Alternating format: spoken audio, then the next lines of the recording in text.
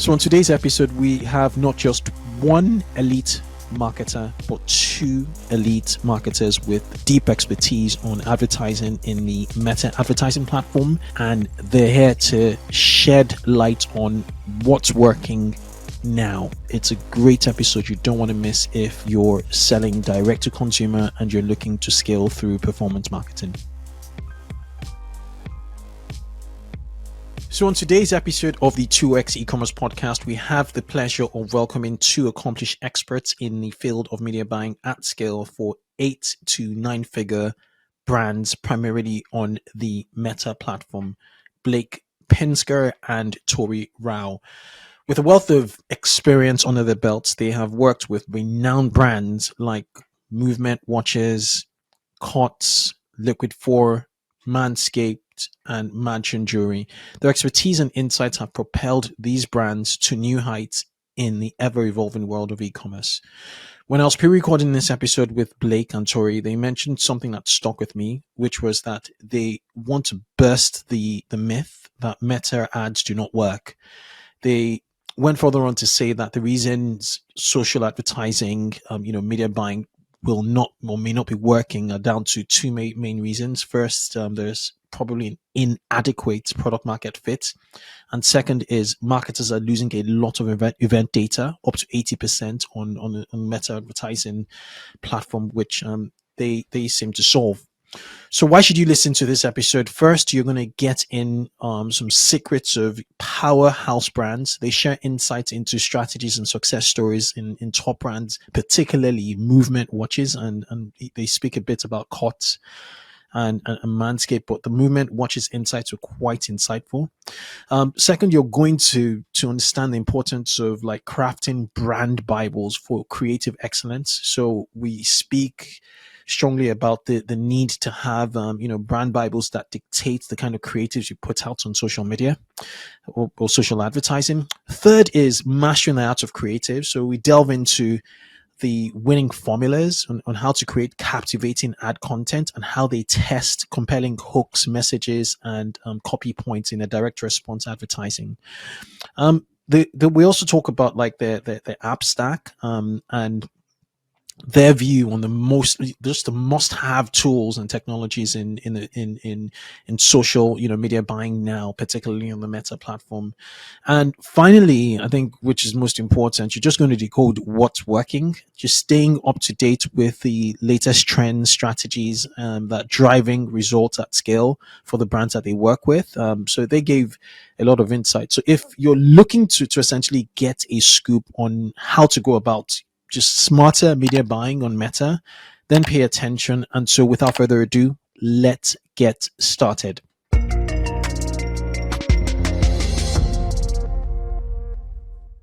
Hey, Blake. Hey, Torii. Welcome to the 2X eCommerce podcast. Nice to meet you. Thanks for having us.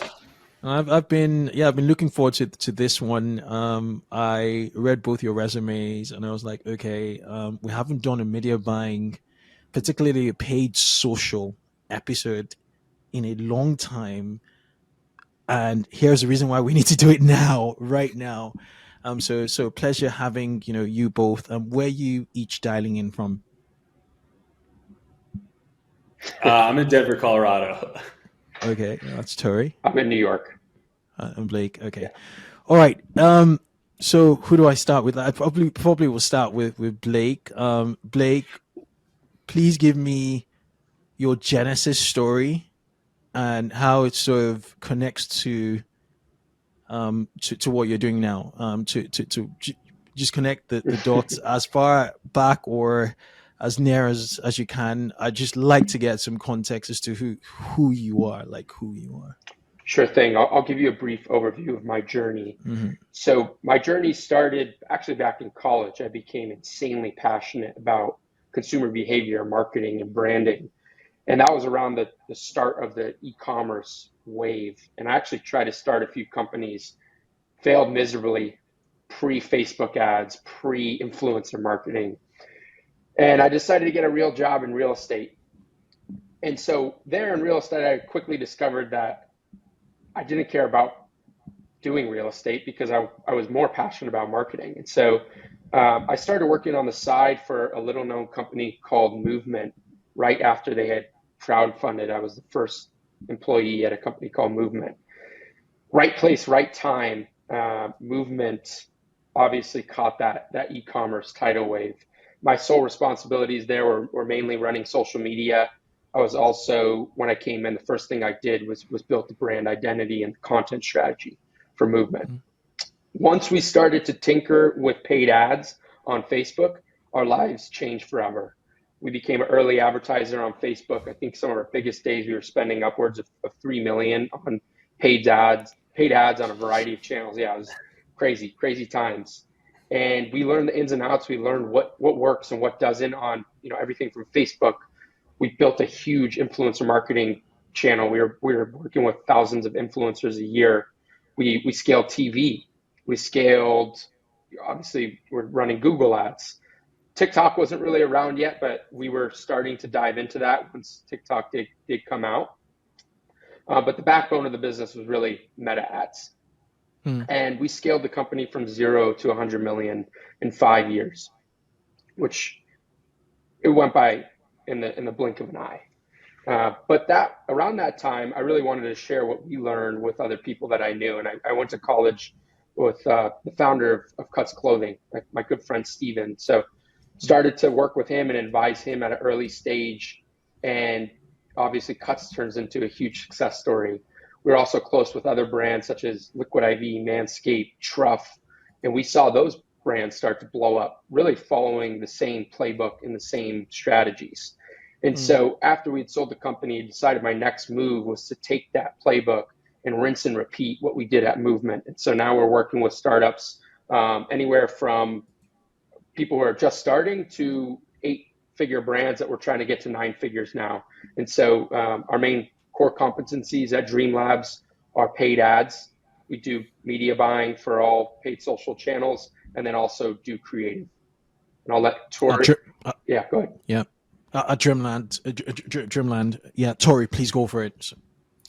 Yeah, I'm the exact opposite of Blake here. Blake was making $100 million companies, and I was fighting crime as a police officer for 4.5 years. Nice. So so I was a police officer in Arizona for 4.5 years, and after a few years, I kind of realized I didn't have the passion to do this for 30 years.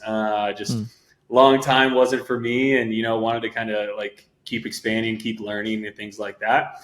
So my best friend and I, for us, in 2017, ended up founding a company called Manssion. It's men's premium jewelry. We took that company 0 to 8 figures in 3 years. Along the way, we needed someone to run social media ads, and we didn't have anyone to do that, and it was quite expensive. And me just quitting my job as a police officer, we didn't, have a bunch of money. We were bootstrapped there. So I put myself back in college and went to YouTube University and ended up watching YouTube videos every day and trying to figure out how to do this from some of the top guys out there. And then I started looking at jobs on Indeed. So I was looking on Indeed, and before remote work was really remote, I started reaching out to people who needed media buyers, and I'd say, hey, I'll do this for 30% of the cost if I can do it from Denver, Colorado. And a lot of people were like, yeah, we'll take it. So it gave me the opportunity to jump into other companies and learn using their dollars while I was getting paid to figure out how to build our brand. Along that way, I met Blake as we needed someone to do creative for Manssion. And, Blake's name was the guy who kept popping up of you got to talk to this guy, you got to talk to him. And I was like, all right. So we started working with Blake. And along that way, Blake had a media buyer who was doing our media buying at the time.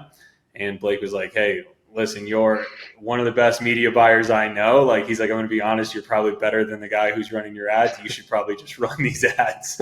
And I was like, oh, sweet. I appreciate that. Save me some dollars. And so I started running ads. And so since then, I ran ads for some of the largest companies in the world, ADT, Clover, some of the largest solar companies in the world, largest credit card processing companies. I've spent close to $500 million on Meta. And now I'm the head of growth over here at DREAMLABS. Okay, makes sense. Illustrious, backstories and an experience, essentially an experience. So just so I get it right, Torii, you handle media buying, that structure, and then Blake, your brand guy, Correct. Well, creatives. I'm a brand guy at heart. Don't Okay. get me Okay. wrong. I love Okay. brand. Built the movement, brand identity, Mm-hmm. content strategy, the real backbone of what you see on organic social for movement. Mm. However, as we know, brand is a long game. Brand is how you position, how you differentiate in a market, but you don't necessarily see results overnight. And as an agency, I want to see results immediately. If you're investing in us as an agency, I want to be able to, one, prove that our work is going to good use and we're making you a return on your investment. And two, I just want to be able to measure what we're doing, right? And with brand, you often can't. And so, although brand is my backbone, I know the backbone of what really drives sales, at least in the short term for businesses, is paid ads. And so that's where we focus. Obviously, at Movement, I have my hands on a little bit of everything, Mm-hmm. including paid creative and paid ads. Before we brought it in house, I manage our paid team, so I know paid extremely well. And at Movement, I had the gift of being able to really learn the ins and outs of paid acquisition as well. So as an agency, that's where we wanted to focus because we felt like that's where people were most impacted. And I want to play that game rather than the one where we do a bunch of work and we can't really show you proof if it's working or not. Mm, mm, mm. Makes a lot of sense. So it's taking really still a brand led approach towards your performance towards actually getting returns to what you do. Yeah, Okay. I think it's still like everything we do is very direct response focused. Okay. Very direct response. Okay. Everything is direct response. We understand brand. So I think Mm-hmm. that's the difference also between other agencies. I've worked with Mm-hmm. a lot of paid creative agencies and paid media buying agencies.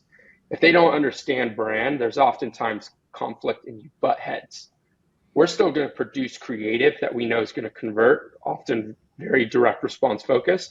However, we understand that you as brand owner or you as a CMO or director of brand, that's your baby.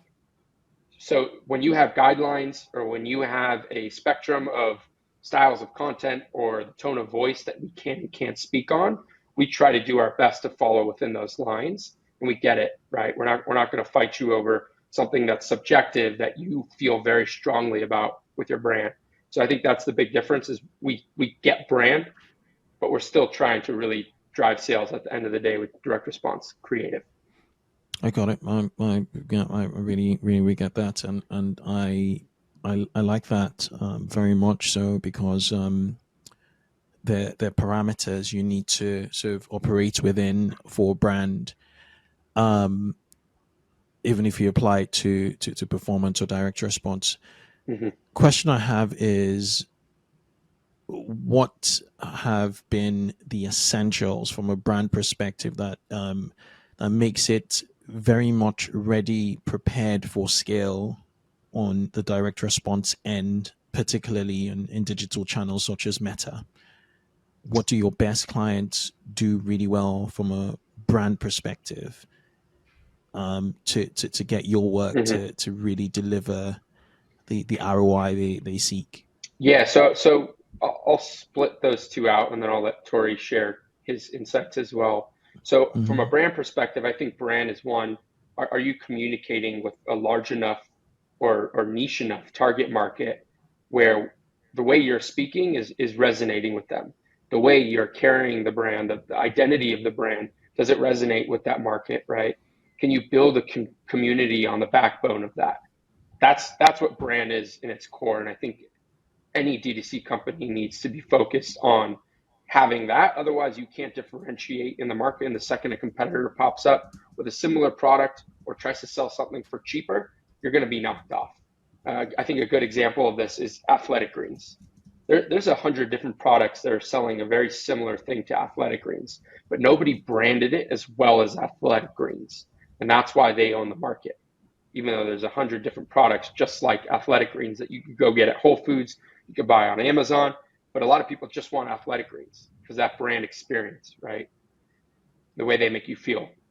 Mm-hmm. However, when it comes to actual direct response marketing, And Athletic Greens, when they're advertising on Facebook, how they're really driving people to the site, it's largely through good direct response marketing. And that's everything from high-end content that's super product focused to UGC.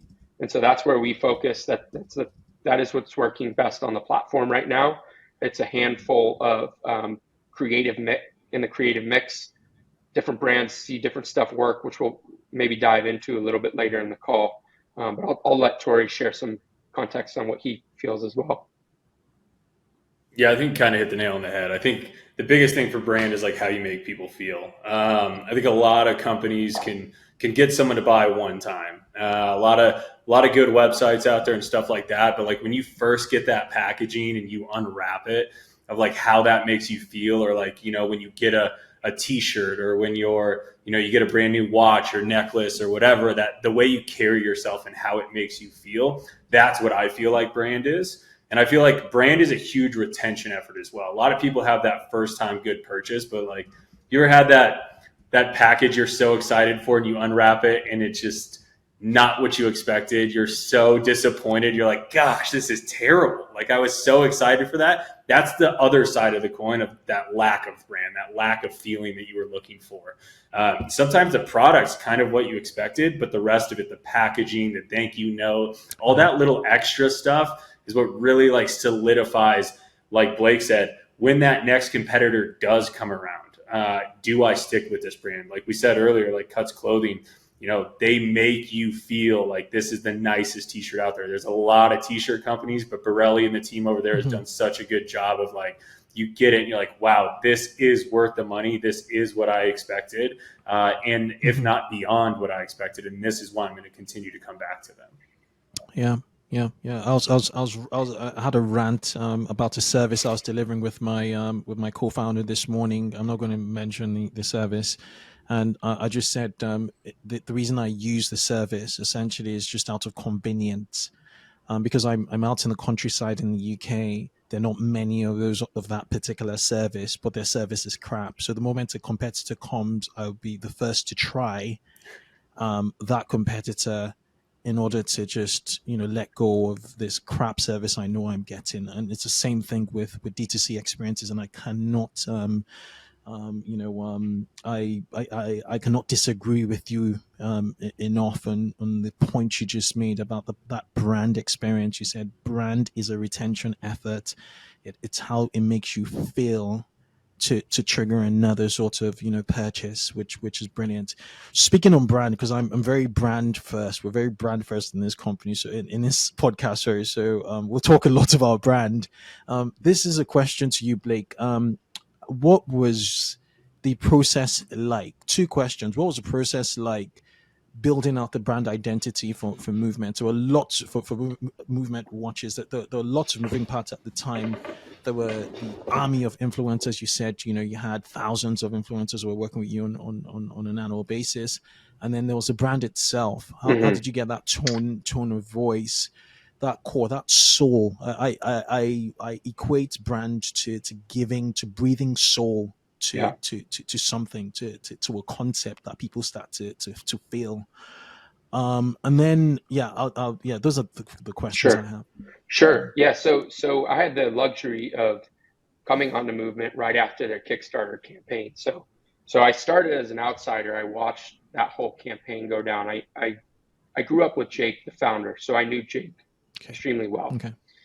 Outside looking in, I thought there was something missing for Movement to differentiate in the long term, and that was an identity for the brand that for me was aspirational. And so when I came in, the first thing I did was I sat down and said, okay, if we're going to be really good at this Instagram thing that just launched, we're going to need to, one, be aspirational, two, be inspirational, and it's got to be consistent, right? And at the time, we only had men's products. And so we sat down, me, Jake, Spencer, we thought about what are the facets of a lifestyle that we want to live?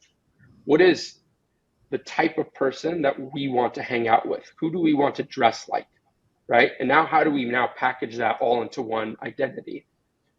And so we built that identity, one, based on what was trending on Instagram, we noticed that a lot of people our age, they wanted to travel and they were inspired by travel, right? And what's the one thing that you take with you everywhere you go? Your watch, right? And so we made travel a big part of the brand. We made chasing your dreams and working hard and hustling hard a big part of the brand.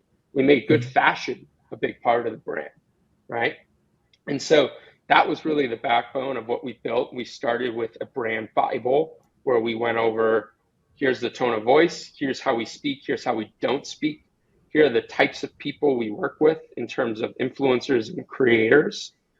Here are the different facets of the brand, whether it be adventure, hustle, fashion, here are all the components.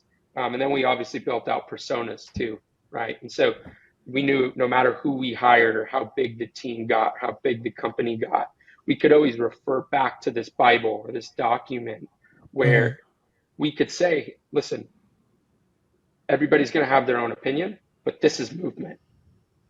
This is the movement voice, and this is the movement brand, and that's what allows you to keep a consistent brand that people can become familiar with, a consistent brand that can make people feel a certain way. And that seemed to work quite well. We built, I think we went from obviously 0 to a few million followers on just Instagram, or Instagram and other platforms. We had over 5 million followers on channels cumulatively. And that was largely built off just sharing content that people really enjoyed at the time.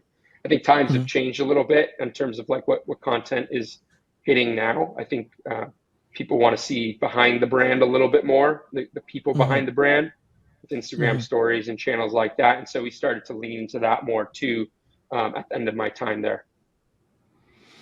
Super insightful. Thanks for sharing that. So now at DREAMLABS, do you mandate all your clients to have a brand Bible, or do you assist them towards finalizing or rounding up their missing elements in their brand Bible, so you can advertise effectively or buy media for them effectively? It's a great question. So a lot of the brands we've invested in, that's one of the things we help them with at an early stage if they have not already established that. We show them examples, and we kind of walk them through the steps of, hey, here's how you set the identity of the brand at an early stage. So no matter who you hire or what partners you work with, they will understand how to see the brand through your lens. And so one of the first things we ask for, no matter who we work with, is if they already have one of those. Some brands, they want that help and they want to build it. Others don't. And so sometimes what we do end up helping people with, we help them write their first value prop. We help establish that tone of voice. We identify who their target market is. So some of those things within that process, we're certainly helping with people with. Some are more hands-on than others. And that's definitely a big part of what we do, especially on the creative side. Yeah. Makes a ton of sense. I like the fact that you assist, them towards you really getting that, that core. Good stuff there. Okay, so big question is, we're in 2023 today now. How does media buying, particularly on Meta, compare to like the pre-COVID days? COVID was crazy. Over the pandemic, obviously, consumer behavior had to shift. It was forced to shift. And so people were seeing crazy results in, 2019, 2020, I forget the time. But prior to the pandemic, Facebook was pretty reliable. There was no iOS update. So how's the landscape sort of changed? You guys have been around, the block for a bit of time. How you adapt into the changes in Meta, particularly from a data perspective, which is the baseline for performance marketing, right? Customer data. Yeah, I would say so. Pre-pandemic, it was kind of like, so it was basically, we had a couple updates. We had iOS 14.5 and iOS 16.4, which actually came out this year. Both had like a tremendous impact on the media buying landscape. pre-pandemic, it was all about just like, it was basically put as much money in as you can into the platform. As long as you had like a good business structure, you basically would come out profitable for the most part. It wasn't about like account structure and things like that. Interest-based targeting, lookalikes, like it felt like whatever you would do, it would work on the platform. And you were just like, some things would work more than others, but everything worked to some degree. And now I think there's a few things that have changed. Consumer behavior has changed. Even like, so during the pandemic, I think everyone got, more accustomed to having to shop online. And during that time, they also got more accustomed to the ads and getting hit with ads everywhere you go, from emails to, every social media platform. Everywhere you look, there's advertising now. So I think Meta's also like internally slowed down of like, hey, we can't just deliver this all the time, like as many purchases we used to, because people aren't purchasing at the frequency they were before. And there's too many advertisers now. Like there's way too many people there. If they were delivering those results for everyone, they'd run out of that. People, like there's just not that, degree of purchases that people used to do. And the next thing is you have to be way more consolidated and way more data driven than you ever were before. And that comes from like retention all the way to like creative iterations. And so now, like, you can't just go out there and pump into, 25 interest-based audiences and think you're going to have massive success with like a carousel ad or a single image ad. A lot of this is like, hey, this worked as creative A. How can we take creative A and make it into creative A1, A2, A3, A4, and make iterations? That's something our creative team's great at it on our side.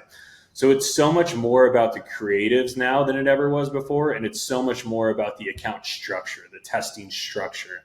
And there's a lot of little things like, 7-day click versus 1-day click, the events manager scores on the back end. There's so much more data, but holistically as well, Meta's trying to make it easier for, the average person who wants to come in and spend $100 a day, make it easier for them to be able to set up a campaign. So I think they're starting to take away the audiences and things like that. So to answer it after this long-winded answer, I think the majority of it is it comes down now to more account structure, apps on top of that, and like, tech stacks, and then creative iterations and creative improvements. Thank you, Torii. Thank you for the insights there. Now, just to follow on that, on that really detailed answer, what is an ideal account structure, and what horror stories have you had with account structures when you inherit an account? I'd like to really know that. Yeah, we all laugh at you saying, the horror stories, because we've all seen those accounts. It's different. The structure at every level has to change a little bit. And we tell our clients this all the time. What gets someone from, 5 figures to 6 figures a day, and 6 to 7 figures a year, and 7 to 8, 8 to 9, those all change, and the business structure changes. And I think something that Blake and I both are really good at, since we both come from our own companies, is we understand the holistic view. So we understand that Meta is going to drive a lot of things. So the account structure isn't necessarily like, hey, this is people look at it and be like, hey, this might not be, I guess, like for example, a subscription business is going to run different than a non-subscription business. We might break even ROAS-wise for a subscription for mass customer acquisition compared to maybe a one-time purchase like a couch or a rug or something like that. So everything's kind of different structure-wise, but I can tell you across the board, they're all consolidated. You cannot have this massive interest-based targeting across the entire account. We have companies come into us spending, 8 figures a year, and they just have, 10,000 plus ads that are running like every 30, 60 days, because they're all about this creative testing. So you want a creative test, but everything's about like spend allocation and account structure and keeping things consolidated. People have to realize it's a giant algorithm on the back end that's trying to learn. And the more you throw at this algorithm, the more difficult it becomes for it to get the desired results that you want to achieve. And what are your thoughts on like the Advantage Plus structure, account simplification Facebook has been pushing since 2018? It seems to be getting simpler.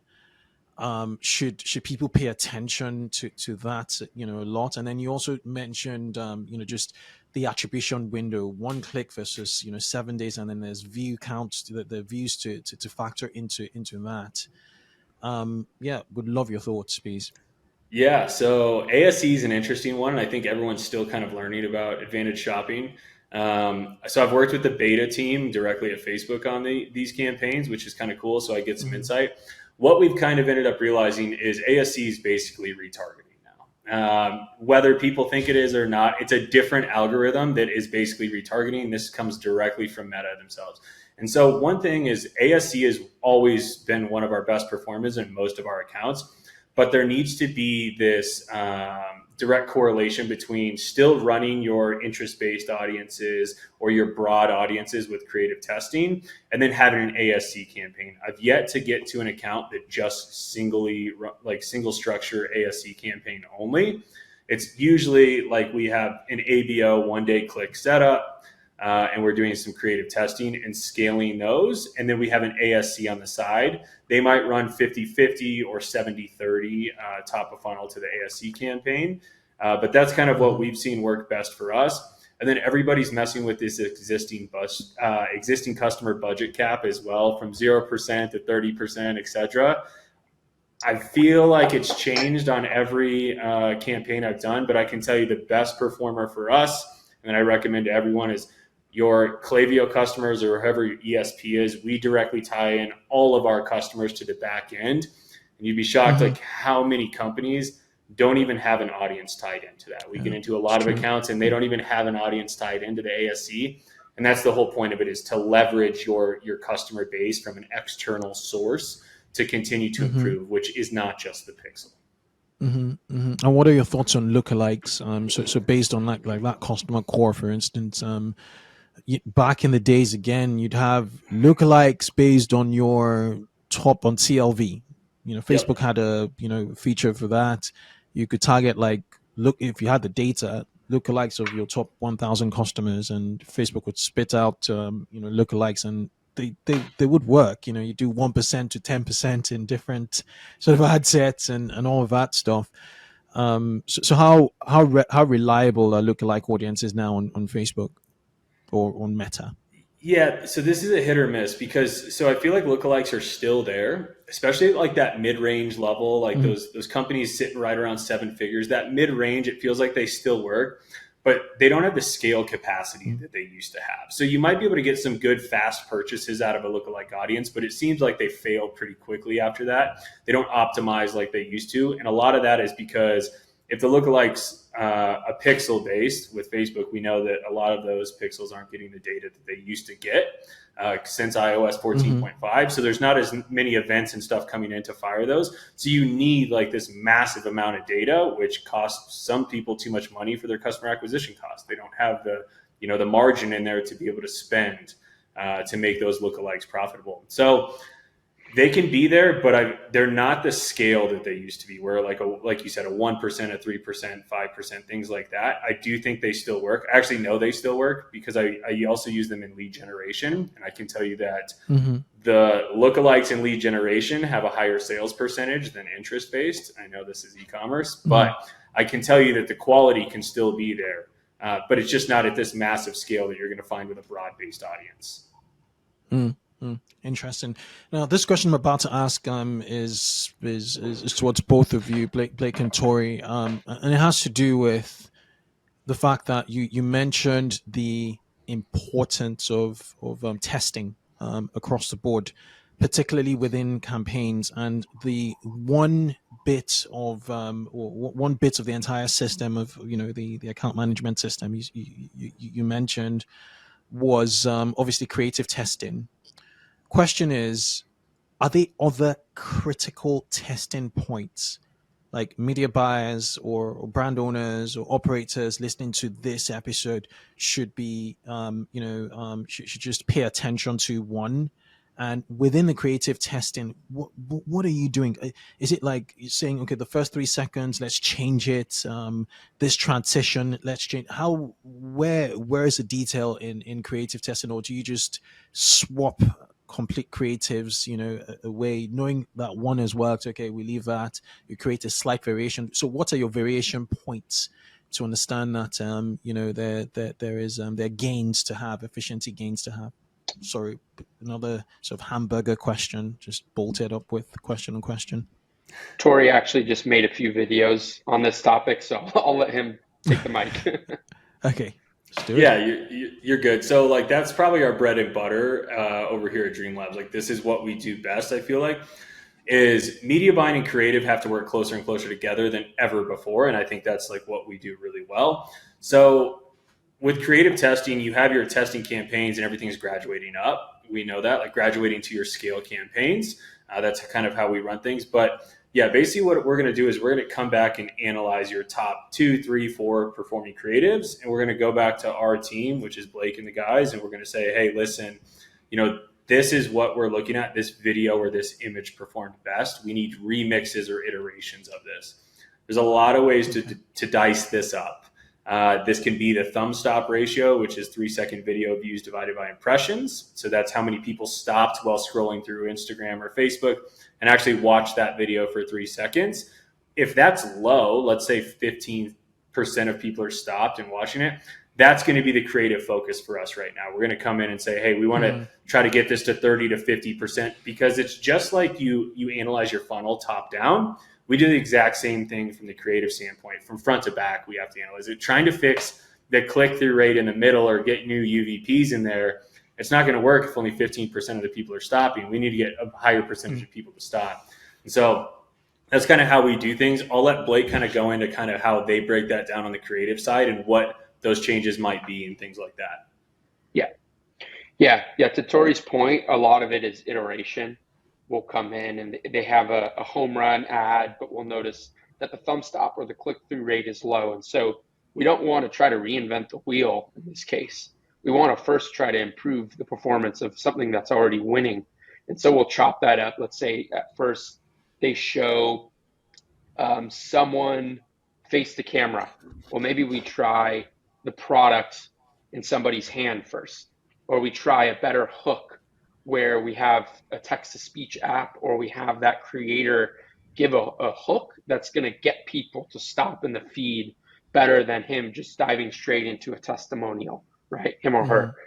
So that's definitely one way. The other things we're doing over here that we're finding a lot of success with is we often will start with a messaging test. Whether it be us or the brand, there's often difference of opinion on what messages are going to hit. And we could sit here in a meeting and talk all day about what we think is best or what our opinion is. At the end of the day, it doesn't matter. And oftentimes what everybody thinks is going to be the winner isn't. And so we don't even waste time. We say, okay, let's put 10 messages on paper. Let's use the same creative, roll this out over those 10 messages out over the same creative, and just see which one performs the best. Let's see which one has the highest click-through rate. And that will then give us an idea of where we want to focus a lot of the copy and the messaging in the future. So those are some of the things we do on our end. Another thing that we do as well is we make, let's say like a UGC or testimonial type video modular. We'll write out a batch of hooks. We'll write the middle, a few different bodies, and then we'll write the end. And depending on how those metrics are adding up, we'll then re-slice that ad to continue to try to iterate and improve on what may have been the best version of that. And that seems to work really well for Facebook. And you get more bang for your buck. If you spend all this money to create the creative, you might as well try to make it better and better, just so you see a bigger return on your investment. Yeah, and it doesn't hurt to run 9 variations side by side. So my takeaway from that is you're probably on an ABO setup rather than a CBO, because with CBO you're restricted, right? ABO, yeah. Is that the case? Sorry, DCA, the dynamic creative ads that allow you upload, a ton of creatives in there, and very difficult to track performance. Yeah, so DCTs. So are your ads set up manually or not? Yeah, so I usually do ABO setups. So like if we're gonna, for example, let's say Blake's doing that messaging test. We take those 10 images with the 10 headlines. I might set that into one ABO with enough budget behind it, just because we're not measuring for ROAS, we're measuring for click-through rate on that one. We're trying to see, okay, which one's actually getting the most clicks here. So that's one way. But if we're doing like normal testing, I might take, Blake might give me, 3 to 4 variations of one type of ad. We'll put all of those inside of one AVO or one ad set and continue to kind of do that. Okay. And then we'll just graduate via post IED up to our main scale campaigns. Okay. Makes sense. Okay. Then exclusions and prospecting. I was going to ask you this earlier on, but it skipped my mind. So with top of funnel prospecting campaigns, where you're essentially trying to get new eyeballs, new impressions. What's your structure like? Is there some element of retargeting there, or do you just purely focus on new eyeballs? Yeah, I don't do any exclusions. I don't do any retargeting directly or anything like that. ASC, we know, like we said earlier, kind of already does that retargeting. So if that's living inside of it, it'll be there. But for the most part, everything is just a broad-based audience. Even if it isn't interest-based, it's extremely broad. We're trying to get the largest audiences out there, and we focus on creative testing. The only time we really start busting out audiences is like when we're really trying to horizontally scale a client. It's super difficult to spend $150,000 on a single ad set, in a day. So we'll start busting out other audiences to try to capture more eyeballs. Okay. So zooming into creatives again, creatives testing. Do people still read ad text? How relevant is ad text? Well, what about the headline and the description? Do you pay attention to all those elements, or is it really just the creatives, the video, the video content or the image content? Yeah, I think the ad copy still comes in play a little bit, but you have more bang for your buck testing creatives faster. Like, what's going to make a bigger difference, the ad copy or the image? The image 100 times over, because that's what's going to be seen. So for us at DREAMLABS, we can move fast enough that we're just busting out new images and new videos all the time, new iterations. We'd rather focus on that. But yeah, if we have like a really big top winner that we just can't seem to beat, we might go test ad copy on that. But for the most part, yeah, it's just always going to be about the creative.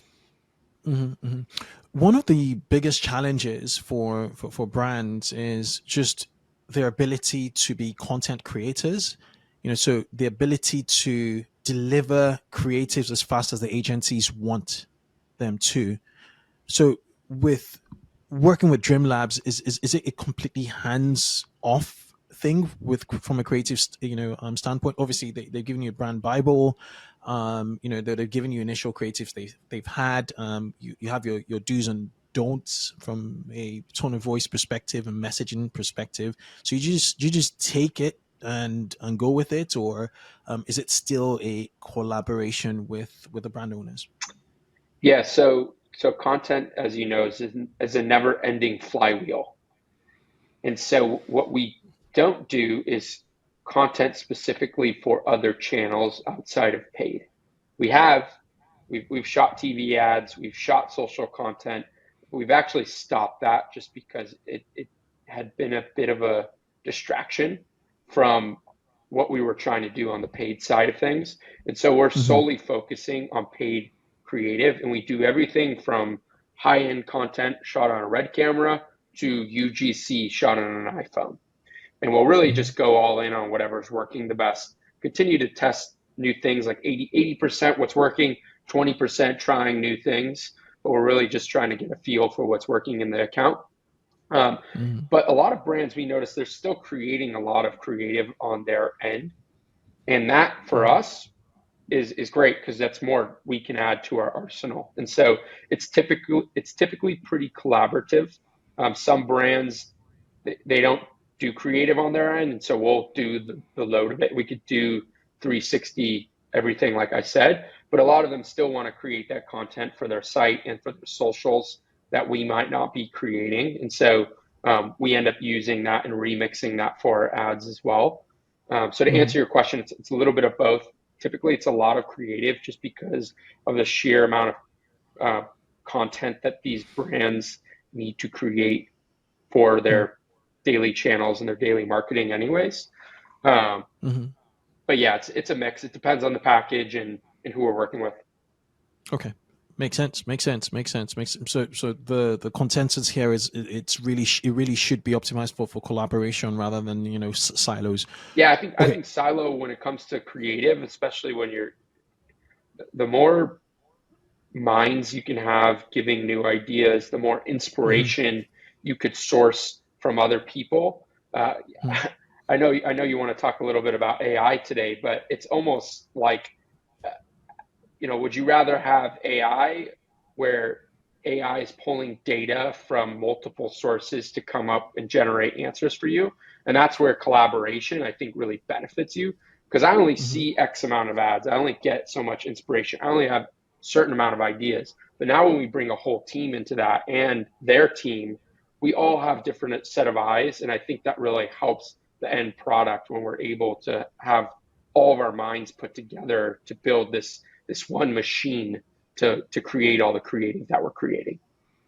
I love all this. You're speaking my language. And there was something I wanted to mention. When you talked about the brand Bible at MVMT or Movement Watches, which really was more around the fact that you know this your brand Bible are systems. They're a set of systems essentially, and a lot of brand owners don't appreciate that. And once you understand that, the systems actually set the tone for many other sorry, my No flash worries. just dropped. For many other activities such as performance marketing, whether you're going to even be doing TV advertising, whatever, it's that Right. baseline system. So I just wanted to mention that. Yeah, Yeah. you can't expect anybody to be a mind reader, whether it's a new employee or a third party partner, an agency. You can't expect someone to read your mind or your vision Hmm. on what the brand should be like, right? And the Hmm. ultimate goal for everybody is to delegate and move on, or even move out for some people, right? And so if you ultimately want to delegate and you want other people to think like you said, you have to set up those processes in order for that to happen. Otherwise, Hmm. you're going to be let down time and time again. Absolutely, absolutely. So going to AI, yeah, we can't not have a conversation about media buying in 2023 and not speak about the 800-pound gorilla in the room, which is AI. How has AI, more specifically generative, AI, how has AI impacted the way you particularly approach creatives? Yeah. That last mile. Yes, Would just love to know. I'll touch on that. So we're fortunate to have a creative team who is obsessed with learning about AI. And so they're using and constantly experimenting with ChatGPT and some of the other platforms out there to one, generate copy, generate hooks. And what it really does is it allows you to have a laundry list of hooks. You could ask ChatGPT to write you 100 hooks, and you then, as the human, are the filter for that, right? So a lot of that we're still adjusting, we're still toying with to make that end product, but it's giving us a list of ideas which could have taken us hours previously, Hmm. right?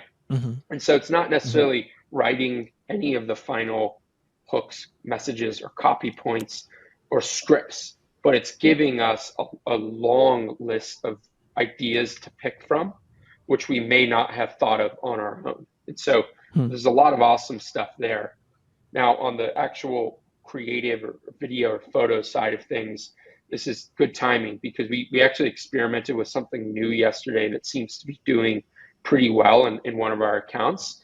Hmm. I credit one of our editors.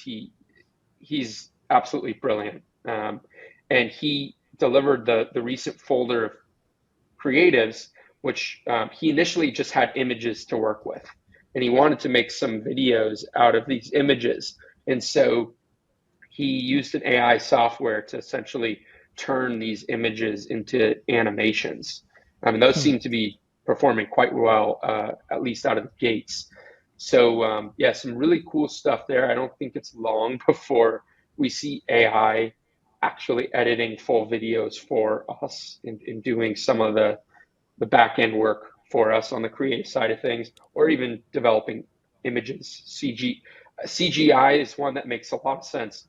Why can't we one day tell a computer, I want a CG 3D rendering of this watch or this necklace, right? That I think that's going to be, if it doesn't already exist, that is a pretty easy no-brainer, just because it's a computer doing computer's work, right? So I think that's going to be really exciting once that happens. Yeah, I was watching a video yesterday around Adobe. I don't know whether it's a beta, it's this a private beta version of Adobe, but it had ChatGPT type prompts on every aspect of an image. So if I wanted to change my hat, and if say I was wearing a hat or I was not even wearing a hat, I could just hover over my head in a video or an image actually, and I could just say put a red hat on prospect, or and then it will and then you could so say no, make it a bowler hat, or no, that sort of thing. It was really really really intuitive. There were some hits and misses, but I found that really accurate and convincing. Yes, there are video editing apps out there for sure, for sure. Out of curiosity, this AI software that changes images to animation, do you know the name of it? I don't actually. I could find out. I'll pick Probably it not up on from this you and then call, we'll add it but to the show notes. I will No ask, worries. and then you could add it to the show notes, or someone Yeah. can reach Yeah. out, DM me or something. Oh yeah, yeah. Another thing I'm finding very very interesting with AI is just throwing in the tone of voice of a brand, just throwing that in completely, like feeding AI like 1,000 words. I'm speaking to ChatGPT and then asking it for a hook. As you said earlier, the more sort of data AI has, for you from you, the more accurate it would spit out. Yeah, It's just so powerful, as in the opportunity with AI and the speed it's giving your team yeah, to roll out iterations and stuff like that. Even for this podcast, very lately I've been sort of throwing in the transcript into ChatGPT and Google Bard, and then asking it to do all sorts of stuff. Whether it's summaries, whether it's what are the key points. Picking out the key points and then giving that to the video editors to figure out for our shorts videos and all of that. It's just it is I'm a huge fan of VI at this point in time. Okay, another question I had was a conversation I'm actually having on Twitter earlier on. It was with Roman, who's the co-founder of Lenja. He's going to be on the podcast again. They've been on the podcast before, and I think he has another brand called Raycon that's like a $50 million brand. He's coming on the show fairly soon. We've had a few hitches with him coming on the show, but he asked a question, a very open-ended question, and it was more around retargeting. So, what percentage of your account budget do you allocate to retargeting, if at all? Given the fact that Advantage Plus is really it's a very efficient retargeting system within Meta. So I'd be curious to know what your focus is and budget allocation on retargeting. Yeah, I'm a 0% guy. I don't allocate anything to retargeting. Everything I do is just, broad audiences and keep it at the top, and let Facebook go out there or whatever platform it is, go out there and decide who to spend those dollars on.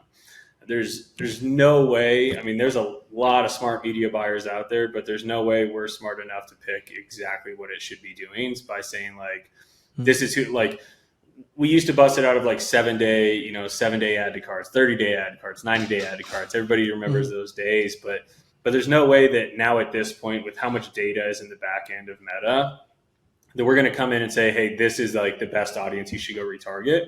We just leave it open now. We just leave it open, focus on the creative testing and keep pumping numbers in there. The other thing is people have to look at things as like holistically, that omni-channel.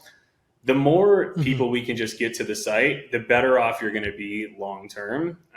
It's not always about like trying to get that second dollar or third dollar immediately today.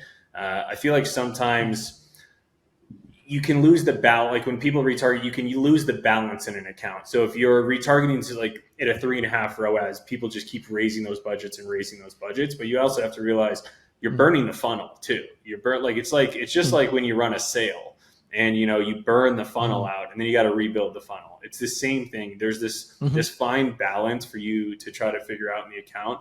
And I'd rather just leave that to Meta, while we focus on the creative testing and better account structure and things like that. I don't think anybody has ever expressed the concept of a sale the way you just did, which is like you burn a funnel out. I think that was pretty cool. So, yeah, I mean, okay, it's true. As soon as you burn, go ahead. You're good. Yeah. It's apt. It is true. You burn the funnel and you need to rebuild it. Exactly. Which is interesting. Yeah. Apps. App Stack. I really want to talk about App Stack. Your App Stack. Your go-to App Stack. What you recommend to the audience from that perspective, and also what is your dashboard? Facebook. If we're to sort of liken it to a dashboard in a car, you will not drive well. Simply, your speed limit, you will essentially break some speed limits. As in, if you go by the dashboard in on Facebook, you might be slow in certain roads. You might not know when you run out of fuel. When you look at Meta's dashboard, is that still correct? Is speaking to you as an expert, if it's not, what do you lean on? And just blow up your app stack to us, please. Yeah, so I mean, Facebook's still good with high level metrics. I still look at the majority of things there: click-through rate, cost per link click. All of those things are still going to be legitimate. Thumb stop ratio, which we talked about earlier, that's still legitimate inside of that. It's a custom metric you have to make, but all of those things are still there. Now, as far as attribution, that's where we start getting lost in media buying nowadays. And so you have so many third-party attribution tools such as, Triple Whale, everybody knows of, Northbeam, High Roast, those kind of things. I've used all of them. And I would say, I don't know if they want to hear this, but I'm going to be, straightforward here. I think they're all pretty similar as far as attribution. I don't think anyone's pixel's 10 times better than the other person's pixel. It may pick up, a couple more purchases. Somebody's might. But you still have the North Star here. They're all still pointing towards this ad is doing the best or this ad is not doing the best. And so all you need nowadays is to kind of have, like you were talking about, you're steering or driving the car or whatever like that. You just need to know which way the road needs to go. Like, you turn it left or you turn it right, and when to brake and when to hit the gas. That's all you need nowadays for the most part. And so all of those tools work really well. I think Northbeam goes pretty far and in depth of lifetime value and things like that, of how long it takes for someone to convert. But then on the flip side, you have Triple Whale, who's more data aggregation. They take all your platforms, put it in there, and you can see net profit by the minute for your business, which is pretty incredible. So it's come a long way from the spreadsheets and Google Analytics that we used to run off of. So those are the main ones for media buying. But as far as e-commerce, I could go into a tech stack that's, there's a lot of things as far as an e-commerce business, but media buying, I don't think it needs to be as complex or convoluted that some people make it. You just need good direction. And how critical is proprietary software in the media buying world? At the top levels, it's what's going to make or break you. Getting a company to 9 figures, I think, is way more difficult than it used to be. The brand is obviously very important, but tech is what's really driving the game here. From the creative standpoint, you need, fabulous people, but you also need good tech to analyze these things. And then also on the media buying standpoint, like we talked about a couple of times, is events manager scores and things like that. A lot of people don't even know what events manager scores are, diving into those and things of how much data is getting pushed back into Facebook for you to optimize off of. Most people, if they look at their page view events, they're usually sitting at 20 to 25% of their page view events are pushed back into Facebook. We usually have our clients sitting around 98 to 99% within 90 to 120 days, and that's proprietary. That's working for us, and that's what helps us grow. We're able to feed that data and continue to optimize off that, where most people are losing 75% of that data that they're paying for. That's a very, very, very poignant point. So thanks for bringing it in. So it reminds me of when you're into cycling or triathlons. Yes, you should perform, as an athlete, but parts of your success is dependent on the bikes you choose, on the gear you decide to choose, and obviously the team. So super interesting there, insights on event management. Right. Is there anything we haven't covered? Just about to wrap this conversation up, which I've thoroughly enjoyed, by the way, because there are two perspectives. Normally there's just one perspective, right?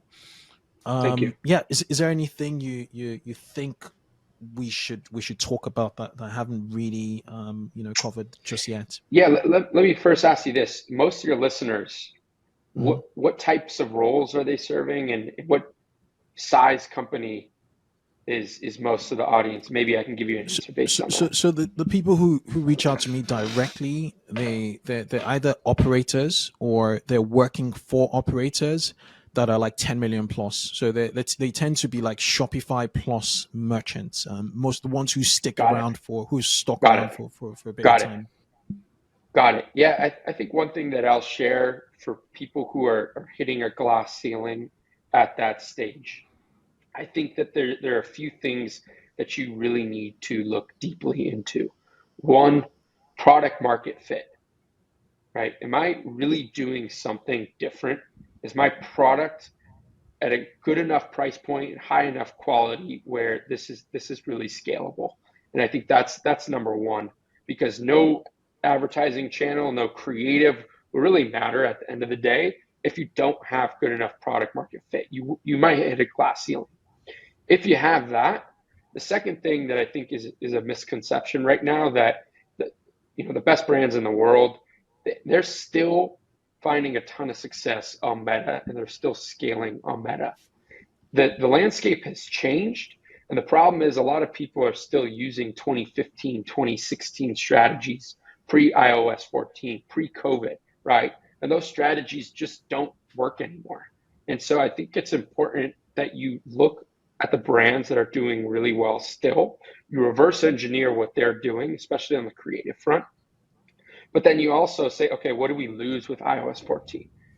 Like Torii just touched on, tracking, right? How do we fix that problem? How do we solve that problem? How do we get our event matching scores from 20% to 90%, right? If you're able to solve those problems, then you don't have an iOS problem. It's different. But at the same time, you are solving the problems that are keeping you from scaling and keeping you from growing. And so I think that it's a misconception that Facebook doesn't work or people can't scale in this environment. And for every brand that you show me that isn't scaling, I'll show you one that is. So I think that's often an excuse.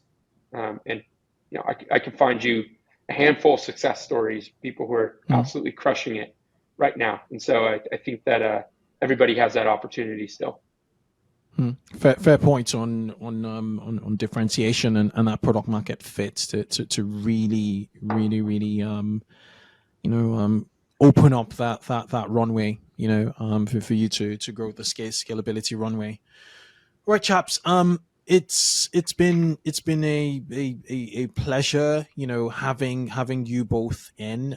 For people who want to find out more, about your company, DREAMLABS, or agency rather, it's DREAMLABSagency.com. Are either of you active on any social platforms professionally? Yeah, we're active on Instagram and Twitter.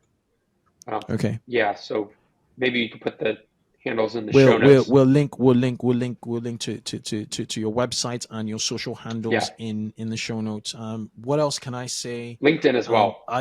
And LinkedIn. Yeah. I've actually added you literally as we're speaking. Awesome. on LinkedIn.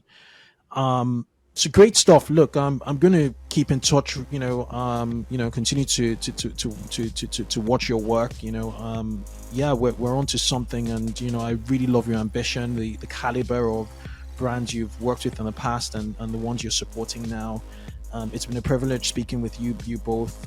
Thank you for coming on the 2X e-commerce podcast. Thank you so Kunle. much. Appreciate the time.